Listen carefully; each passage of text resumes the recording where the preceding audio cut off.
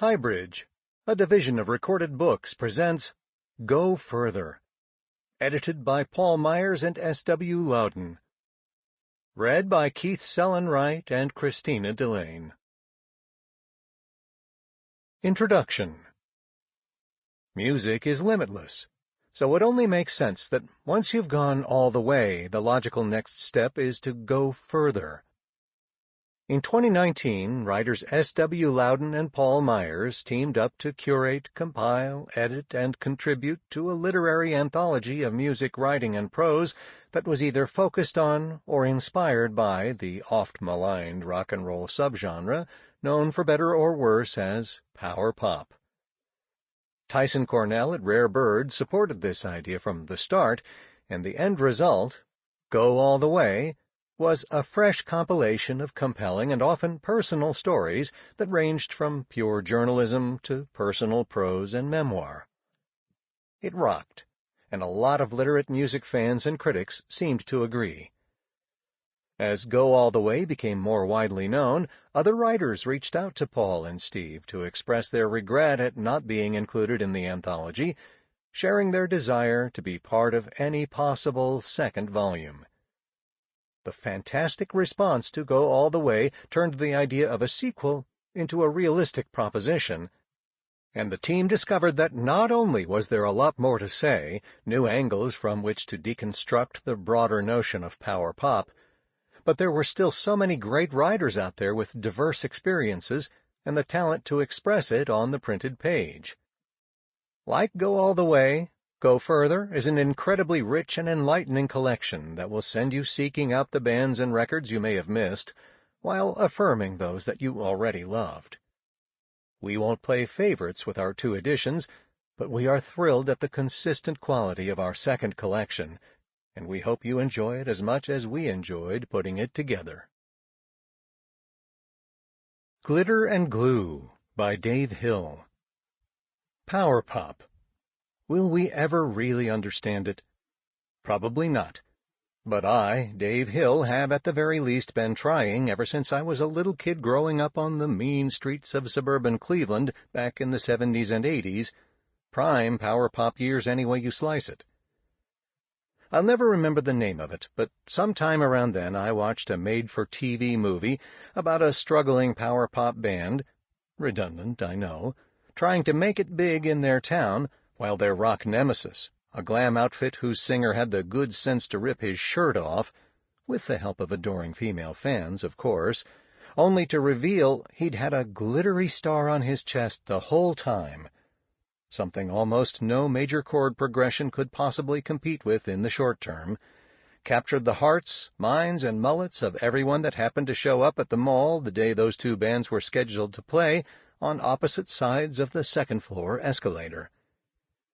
And while slapping a glittery star on my chest and having young feather-haired beauties rip my clothes off, just so I could be all like, "Check me out, I have a glittery star on my chest and wasn't exactly crazy about that shirt anyway, so whatevs," held a certain appeal to me back then and, admittedly, still does now, I saw way more of myself in that struggling power pop band.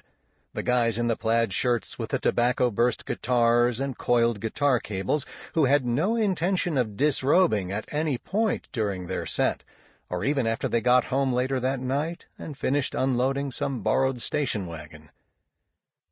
Looking back on it now, I don't think it was that dejected power pop band's seemingly mild-mannered and innocent ways, or their feel-good approach to rock that I immediately identified with.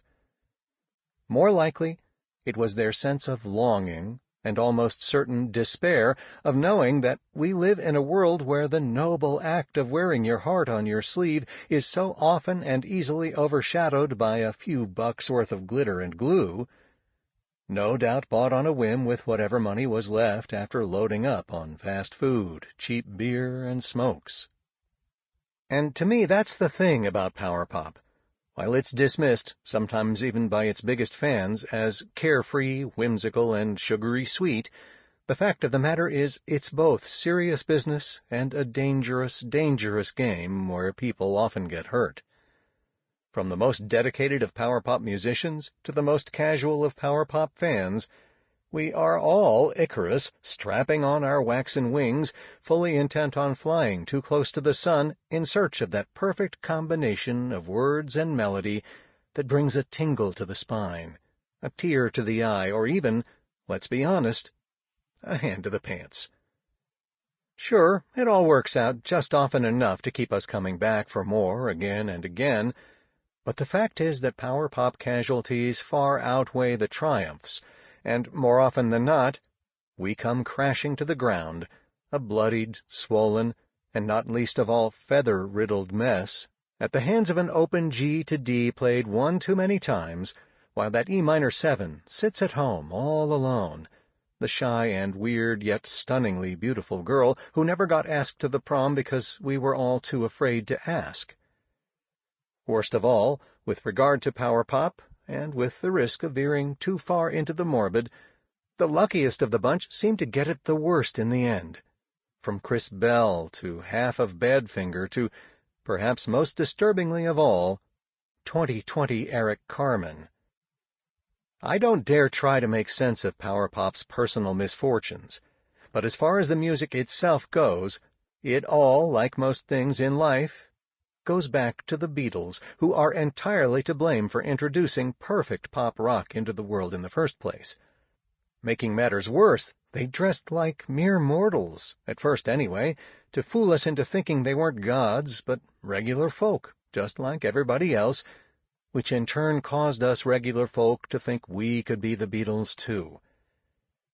And not only could we not be the Beatles, but we got way too greedy when we even tried. Sure, we learned the descending guitar melody from She Loves You, which was, of course, great, but then we had the temerity to think we could make the whole thing even better by adding an extra yeah.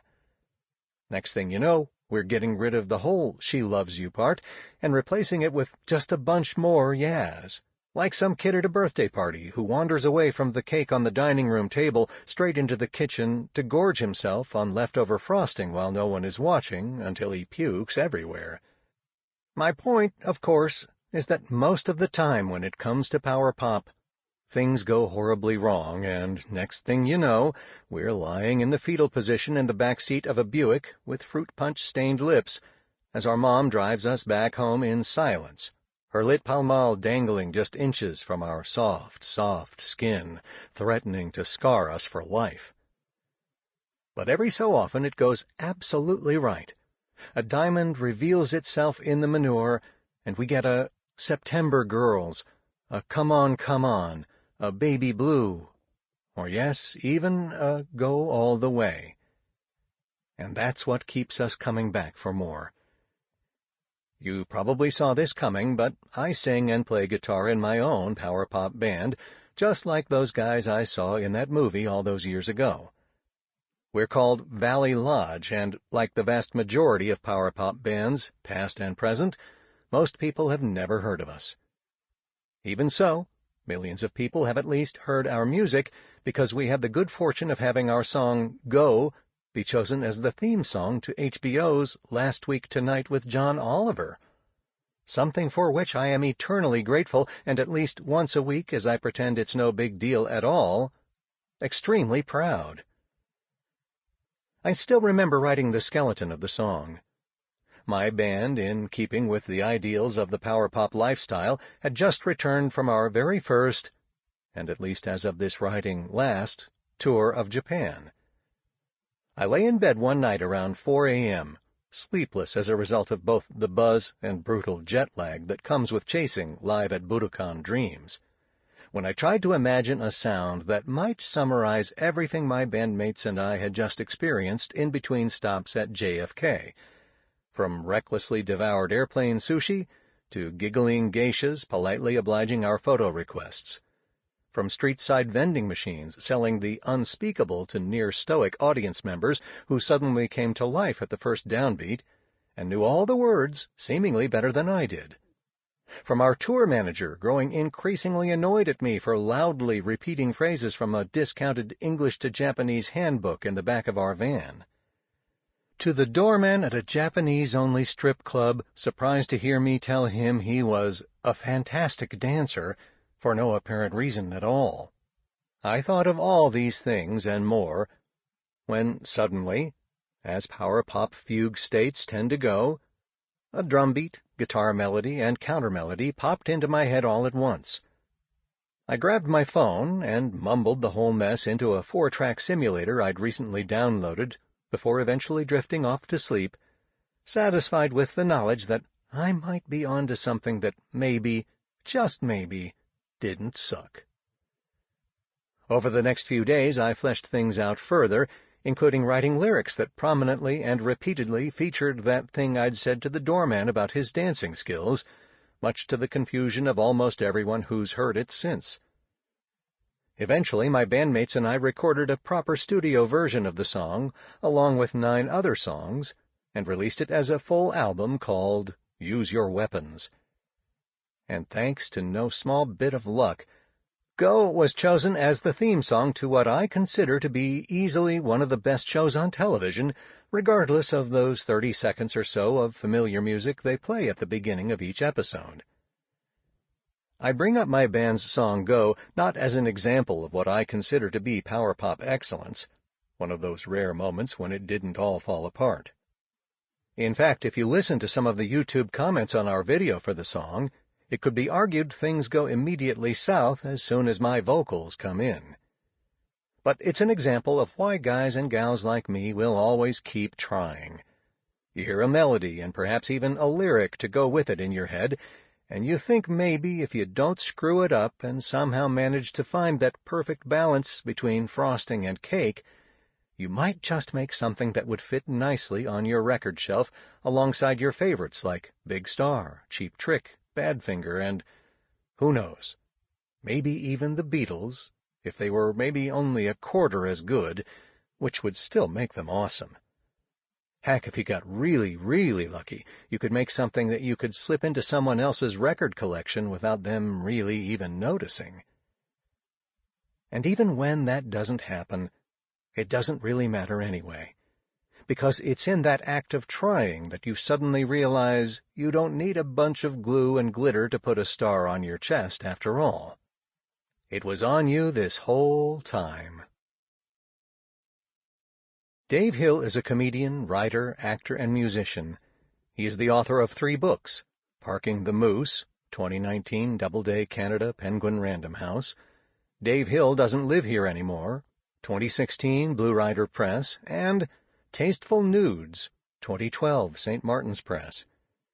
He also plays guitar and sings in the rock bands Valley Lodge, Painted Doll, and Witch Taint. Priming the Power Pop Pump by Ira Robbins. Bob Dylan had his back pages. I have mine. In early 1978, in the pages of Trouser Press, I endeavored, with the rash hubris of know-it-all certainty, to iterate the bands that comprised the power pop genre at the time. Attempts to definitively slot music into ill-defined stylistic categories are generally doomed by time, evolution, ignorance, and perspective, but attempt I did. I was a devoted fan of power pop, or as it was interchangeably called in those days, pop rock, and thought it opportune to use the small journalistic platform I'd helped create to promote it. Growing up in the 60s, I responded strongly to music that borrowed some of the smashed, blocked fury that made The Who my favorite band, and used that rushing force to convey the AM melodies that turned me onto rock and roll in the first place. The joy of power pop for me hung suspended between musical poles, a compact confection of harmonies, velocity, ringing guitars, a solid beat, and a memorable hook, suffused with innocence and set at the fulcrum of energy and beauty, free of heavy rhythms, 12-bar patterns, arrogance, bloat, unbridled aggression, machismo, and maturity. The strength of strings and the tenderness of first love. Most of power pop's first flowering 60s archetypes, like Badfinger, with the spunk of garage rock and the sweet appeal of the Beatles, had wilted by the time arena rock was being challenged by paint-stripping punk. True, a vein of tuneful rock had run through the mid-'70s New York underground, and some of the early groups on the CBGB Max's circuit in the direct wake of the Dolls, the Fast, Marbles, Miamis, Planets, Milk and Cookies, played in and around power pop.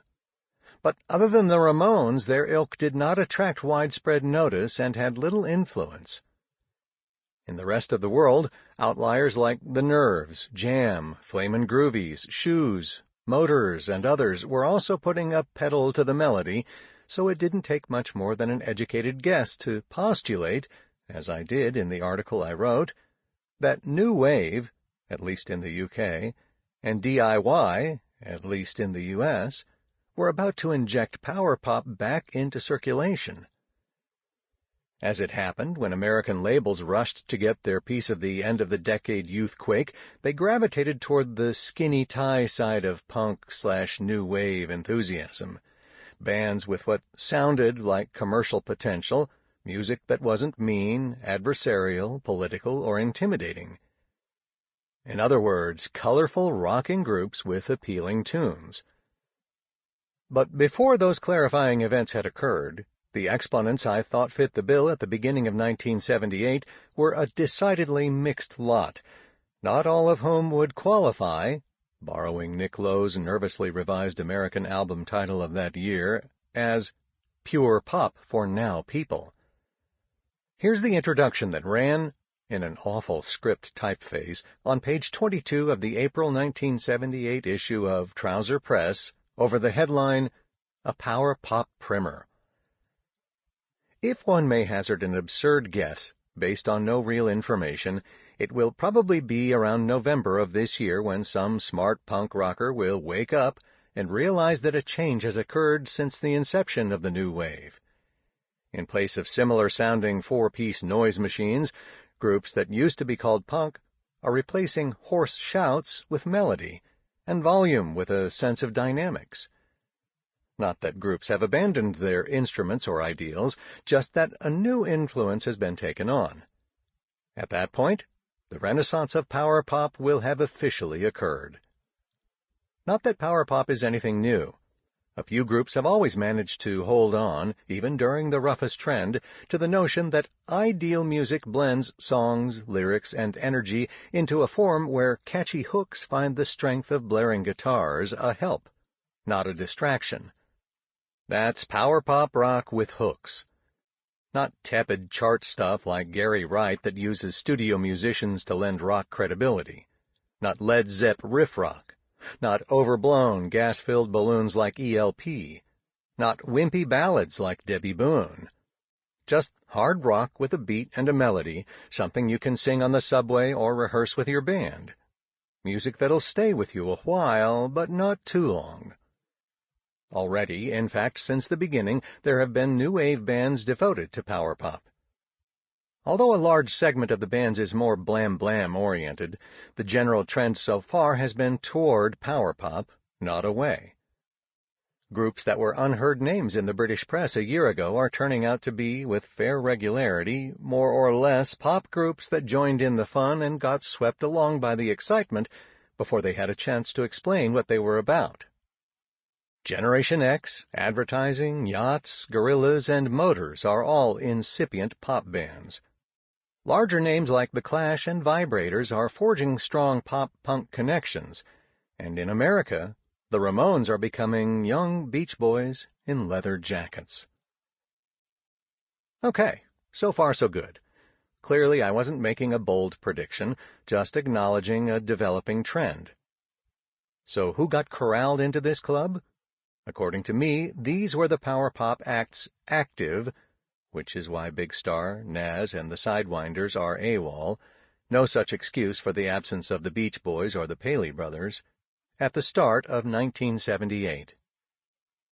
ABBA, BTO, Bay City Rollers, Blondie, Boston, Eric Carmen, Cheap Trick, City Boy, Clash, Dictators, Eddie and the Hot Rods, Flamin' Groovies, Jam, Kiss, Kurzel Flyers, Nick Lowe, Tom Petty, Pez Band, Piper, Quick, Radio Stars, Ramones, Rubinus, Todd Rundgren, Shoes, Slade, Sparks, Chris Stamey, Michael Stanley Band, Sweet, Dwight Tilley Band, Vibrators, Wings. Yeah, I know. A bit of an eye-roller, that. The assessing, predicting end of rock journalism resembles political punditry in one sense. It is always disheartening to see how often one has been proven wrong. But if you didn't know anything about the subsequent 40-plus years of music, maybe this blurry snapshot of 1978 doesn't seem so off base. Today I would keep about half of them on the list. A few had stylistic attributes that swayed me, but were either dabblers — Petty and the Hot Rods were included on the basis of a single song each — or evolvers who soon left the froth of power pop behind. Some of these acts, BTO, Slade, ABBA, Kiss, fit nobody's definition of the genre. As I declared during the interview I did a few years back for the Power Pop movie, I would belatedly disqualify the Raspberries and the Knack, notwithstanding their fealty to the form's canonical audio attributes, for crimes of overt concupiscence and a dearth of winsomeness. I know that's a heretical view. The 6-page article consisted of a few flippant sentences about each of the acts, preceded by nerdy ratings for pop consciousness, listenability, disco taint, and absurd irrelevance, but a sign of the times, I suppose, and songwriting. I can't say a lot of wisdom is imparted in the piece. My abiding conviction seems to have been that a non-wimpy, non-commercial, non-pandering version of poppiness was nirvana. Everything else undermined it. As a purity test, that may have missed the point, making it seem as if power pop could only thrive in a stylistic isolation ward. It's likely that few of the bands I wrote about in 1978 would have called themselves power pop, even the ones now definitively certified as such. Without knowing where any of this was headed, I clapped on a filter of my own devising and simply declared who had managed to get through it. I called Billy Squier's Piper the stink bombs of power pop. Cheap Trick was exactly how a pop rock band should sound.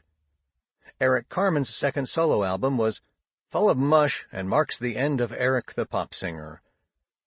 The Clash, while hardly a pop rock band, had strong pop sensibilities. The Dictators were a pop band with big amplifiers. Boston took the two components of power pop and greased them up to make a slick product with more hit potential than Muhammad Ali's fist.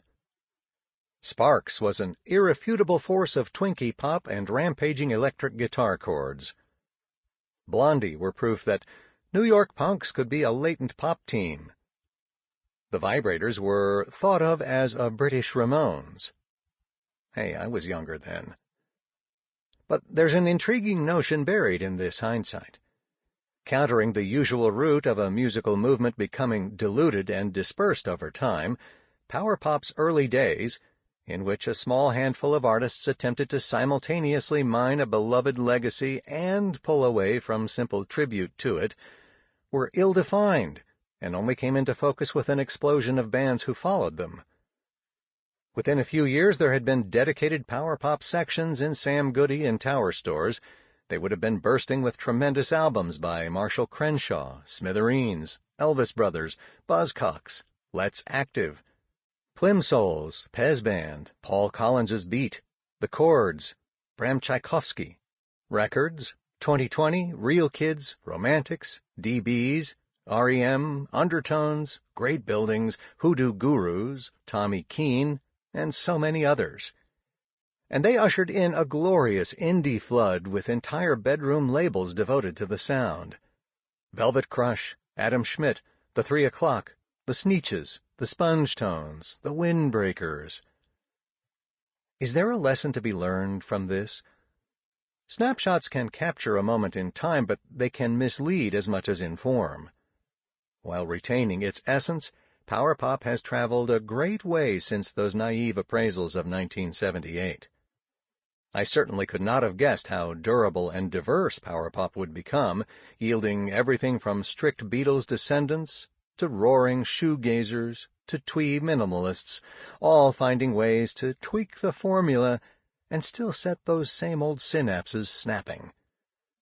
The sound of innocence, at least in this corner of the musical universe, is eternal. Ira Robbins co-founded Trouser Press magazine in 1974 and was the pop music editor of Newsday in the 90s. In addition to 5 decades of music journalism, he is the author of 2 novels, Kick It Till It Breaks, 2009, and Mark Bolan Killed in Crash, 2020. He currently edits trouserpress.com and is preparing an anthology memoir. The Cultivation of the Cult Pop Fan by Mary E. Donnelly. Bliss it was in that dawn to be alive, but to be young was very heaven. William Wordsworth, The Prelude. I was born to be a Shoes fan. Right time, right place, right foundation. I grew up the younger sibling of 4 brothers and a sister. They were, almost to a person, music obsessives. One older brother was consumed by the Beatles. He made a tape of 15 seconds of every Beatles song then available in alphabetical order. He took me to Beatlemania for my 11th birthday. By the time I was 10, I knew every word to every song on their U.S. releases. My sister, with whom I shared a room, started every day with an album, usually the same album for months at a time. I clocked my life by her phases. Events were catalogued like a medieval archive. In the year of Bob Welch's French Kiss, the long winter of Steve Miller, the summer of Styx. Another brother dragged me along to the most terrifying used record store in the world. Under its low, dark ceilings, and the eye of the chain-smoking owner who looked like he kept an axe under the counter, we scrounged through bins of absolute crap, looking for the one gem that would make it all worthwhile. He had, he says, a collection of about 5,000 singles at his peak, and we wallpapered the basement, where we younger siblings were allowed to go part feral, with full-page ads from Billboard and Rolling Stone and Crawdaddy standing in for real posters. I learned in junior high that if I scraped lunch trays in the cafeteria, I got a free lunch. My mom, rewarding my effort, continued to give me 40 cents a day. That was 2 singles a week, more than worth the social ostracism of that Darwinian system. And so it was that I was primed to be a music obsessive, raised with such behavior normalized and even encouraged. But I was also the first generation raised in the easily dismissed shadow of the baby boom. Whatever we did in the dark, tumultuous fallen days of the late 70s was never as good as, could never be as good as, the original British invasion and its various branches. And that pantheon was as fixed as any literary canon. The Beatles, the Stones, the Kinks, the Beach Boys and the Byrds representing proudly for the USA, but, also not quite the same. And so my music obsession tended to be with those older bands, especially those that had given up the ghost by the mid-70s, whose catalogs were conveniently complete. I liked new stuff, Elvis Costello, The Knack, The Undertones, but I knew mine was a fallen taste in a fallen world. I accepted this state of affairs as I accepted most things in my life, outwardly docile but with an underlying restlessness. My conversion can be traced to one night, which can be pinpointed to within a few-week window in the fall of 1979. Let's say the first or second Saturday of October. My eldest brother, Paul, the Beatle brother, had an apartment the next town over, and if we younger siblings were very, very good, he'd let one of us spend a night on his couch pretty regularly. The place was a dump, a 3rd-floor garret, ceilings not 7 feet high, roof pitching lower everywhere. But the invitation was a treat. Paul had cable TV and a great stereo and hundreds of record albums. We could stay up late to watch Saturday Night Live as long as we got up for church the next day. One day, shortly before my 13th birthday, Paul told me he wanted to play me something he thought I would like, so I sprawled on the sketchy carpet, ready to listen. First, he played me the Beatles' The Night Before, a song I knew well. Then he changed the... Sample complete. Ready to continue?